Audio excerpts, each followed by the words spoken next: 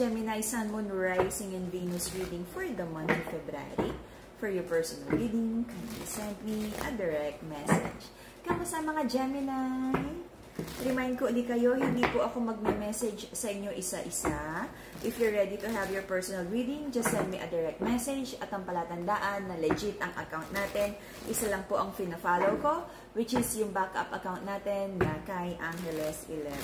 Okay? Ingat po sa mga nangihingi na hindi naman po legit na readers. Okay? Let's see, Gemini. Gemini, Sun, Moon, Rising, and Venus. At para sa mga crystals, PM nyo lang ako because nagbibigay tayo ng discount if you buy in bundle.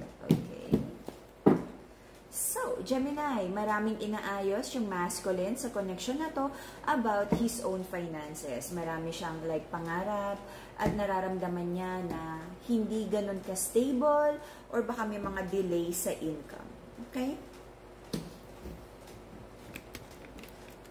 This is like the harvest time, waiting for a good outcome, waiting for the harvest time, waiting for your money to enter the bank account. But nagkakaroon ng delays, kaya sabi ng masculine, he feels like financially unstable, insecure right now. Pero may realization dun sa masculine na kung ano man yung mga delays sa financial stability or kung ano man yung naging problema sa pera, it's because, you know, because of mga naging bad decisions or I don't know, like matagal naghintay to make a decision. Okay, aware yung masculine na because of past decisions kaya nagkaganito ang kanyang finances. Sabi ng feminine sa connection na to, nawawala na rin daw siya ng ganang mag-effort sa connection because lagi na lang daw nag-aaway. Gusto na lang din unahin ng feminine sa connection na to na mag-focus na lang din sa finances. Pero parang napapagod na yung feminine here. Especially kung may anak, may family na binubuo. I feel, no, for a certain chapter, yung babae yung mas nagdala ng finances because nag-struggle sa finances yung masculine. Okay? And because of that, sabi ng mga Gemini, nagkakaroon siya ng like, kailangan na daw niyang gumawa ng big decision kasi para daw matapos na yung mga wino-worry niya. Okay? Kumbaga, kahit anong mangyaring outcome, basta gustong gumawa ng mga Gemini ng solusyon. If maging okay, di very good. Pag hindi, di i-fix na lang niya. Kaysa naman daw nakapending at nakatenga na naghihintay nga. Diba? So sabi ng mga Gemini, gagawa na siya ng decision. There's a certain situation sa life mo na you feel na parang nakatali ka, hindi ka makamove forward, hindi mo ma-build yung gusto mo, meron ka mga hinihintay na pera para masimulan yung negosyo, mga papel para makalipat ng trabaho, promotion, kung ano man yan. Feels like parang may blockage after blockage after blockage, delays after delays after delays, na sabi mo, Lord, bakit ganun? Parang lagi na lang may blockage and delays dun sa mga minamanifest mo na financial abundance, okay? So kung ano man yung mga gagawin mong replanning, parang it's smoky, parang hindi mo makuha yung plano talaga, yung solid plan to make this financial situation right. Napapagod ka na rin, sabi mo for the longest time, sinubukan mo namang ilaban, no, na maging maayos yung relationship, business connections, love connections, pero parang ang toxic, lagi na lang may misunderstanding. So sabi ng mga Gemini, magfo-focus muna sila sa self-love and like healing, no, ng sarili nila. Focus sa happiness. Sabi mo, if ever, no, nagfo-focus ka at like you're attaching yourself sa mga tao at sa mga energies na nagdadala ng happiness sa'yo, suporta at pagmamahal. Kung hindi ka nila masuportahan, I feel parang it's like a purging na parang nagtatanggal ka na ng mga tao na taker lang. Okay? So gusto mo yung reciprocity at mga taong nakakatulong sa personal growth mo. But right now, marami ka pa rin questions sa life mo, and if it feels like parang very uncertain ang isang situation, I feel bibitiwan mo muna. Okay? Let's see kung anong meron. Bakit parang ang daming confusion sa mga Gemini?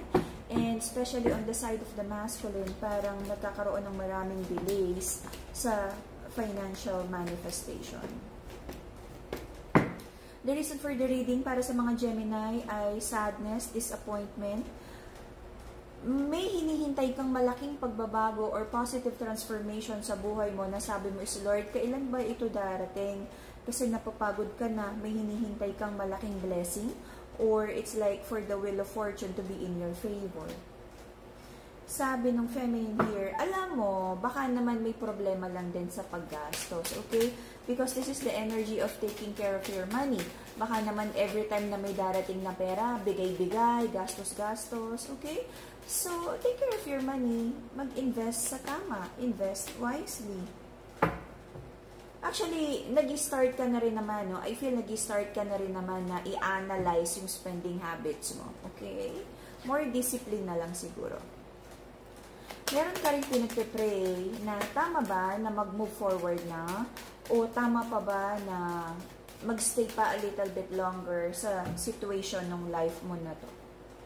Wala kang nakikitang victory, but gusto mo pa rin mag-stay, pero pinagdadasal mo kay God na if ever ba na mag-stay ka pa longer sa connection na to, ano kaya yung mangyayari? So, nangihingi ka ng answer kay God. May isang situation sa life mo na parang dati pa, dapat gumuho na to, nag-crumble na tong tower na to, pero pinipigilan mo, you're in the same loop, same old cycle. This could be like same old habits. Baka meron ka ng kailangang simulang trabaho, simulang negosyo, simulang positive transformation. Like, kailangan mo bang umattend ng life transformative seminar, something like that, na lagi mong pinapabukas, or nagkakaroon ka ng, you know, na wag mo nang gawin. May isang bagay sa buhay mo na parang wala ka ng passion, hindi mo na rin naman binibigyan ng effort, pero nandyan ka pa rin. Bakit? Are you being honest sa sarili mo for staying in that connection na hindi mo sinasayang yung panahon mo? Kasi parang there are a lot of lies dun sa situation ng buhay mo na to, na ayaw mong umalis, you're in the same old loop, pero hindi mo naman finifix. Ganun yung energy eh. Hindi mo finifix, pero nandyan ka. And you're lying to yourself that you're okay. Your person is having a new beginning right now. New cycle, new mindset, traveling the world, bakasyon.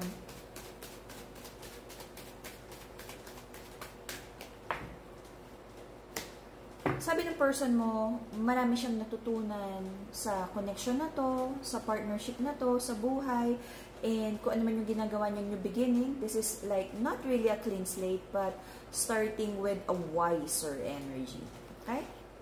So, sabi ng mga Gemini, kung ano yung mga chaos, sabihin na natin, okay? Chaos sa buhay mo right now, matatapos ba? Meron ka rin pinagdadasal na sana mahanap mo na yung person for you.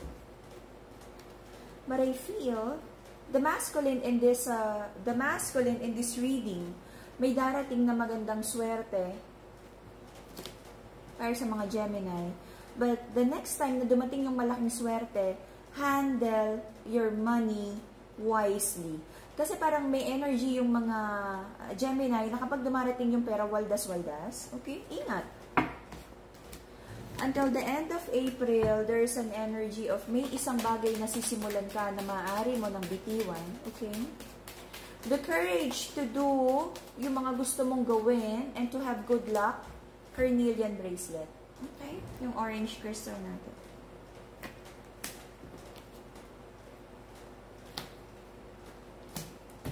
Wait! Okay, sorry. Okay, there's an energy here na meron kang sisimulan at maaaring bigla mo na lang sabing, ay, ayaw ko na, natatamad na ako. Because hindi mo agad makikita yung resulta or harvest time, baka bitiwan mo. At kung mag-i-invest ka, kung negosyo to, very Gemini, very flaky energy, may sisimulan, tas maiinip ka, bibitiwan mo to, magkakaroon ka ng internal conflict, tama ba to? Mawawalan ka ng passion sa ginagawa mo, romantic connection man to or business, may sisimulan ka at bigla mong bibitiwan kapag hindi mo nagustuhan yung energy. Okay? To heal your heart chakra, Madagascar rose quartz. Magpuputol tayo, magpaparto tayo. Okay. So, may isang bagay na sisimulan ka, hindi mo agad makikita yung resulta, maaaring mainip ka, bitiwan mo to, love connection or business partnership man to, magkakaroon ng internal conflict.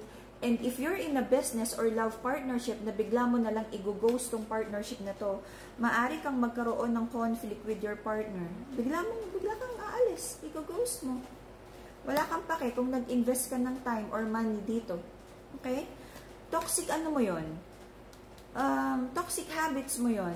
Na kapag biglang ayaw mo na, bye-bye. Pag biglang ayaw mo na, iwanan mo na, start ka na ulit. Pag hindi nag-manifest or pag hindi nag-transpire ang isang bagay sa gusto mong outcome, gina-ghost mo, iniiwan mo. Kumbaga sa nagtatayo ng building, nalagyan mo ng pundasyon, may bakal na, may hollow blocks, tapos bigla mong iniwan. Wala kang pake kahit nag-invest ka. Oh, you see? Ay, I don't know kung bakit bigla mong maiisip, biglang magsuswitch, parang biglang magfa-function yung isang twin, di ba? The Gemini is the twin. Yung isa, go, go, go. Yung isa parang, wait. Tapos sabi yung isa, hindi, go na, ngayon na, gawin na to. Sige, invest. Dapat mga 3 months, okay na yan. Tapos meron kang expectations na dapat 3 months nandiyan na biglang, sayang pagod, ayoko na. Mukhang hindi naman yan kikita, mukhang hindi naman magiging okay yung love partnership na to. Bigla mong binitiwan. So why? If this is like parang may tamang, may healthy energy naman to know when to give up. Pero kasi find the balance, parang magiging abrupt to because of nainip ka lang, bigla mong binitiwan. So Gemini, I just pray na makagawa ka ng tamang decision, business or love. Kasi kung ano man tong pag-i-investan mo na gusto mo, at hindi nasunod yung timeline mo, at hindi nasunod yung gusto mong outcome, yung facing, bigla mong bibitiwan. Just step back muna, pag-isipan kung talagang dapat bitiwan. Okay? Walang problema if it's just like cutting your losses. Pero kung baka naging impulsive lang, baka sayang yung mga na-invest. Okay? Kung ano man to, ingat in entering a contract, kung ano man yan, business or love partnership. Kasi kung hindi ka sigurado, kung hindi ka sobrang committed, yun yung energy, na kapag nainip ka, bibitiwan mo na talaga. Okay? So, sayang yung time, sayang yung investment, sayang yung money. Ingat in investing kung ano man tong darating na magko-commit ka na mabibigla ka, tas at bigla mo rin bibitiwan. Alright? Yeah, for mental clarity and divine connection, this would be the amethyst crystal. If you're manifesting abundance, the citrine. Lahat ng crystals natin, high quality, blessed, cleanse, and ritualized para enlighten guide. Meron din tayong charm, yung lucky red string for love and money, and the anti-evil eye. Ito yung Nazar amulet natin, which is kilala bilang anti-evil eye. Okay? PM nyo lang ako para sa mga crystals. And yeah, I'm praying na makagawa ka ng tamang decision for you, Gemini. Bye-bye!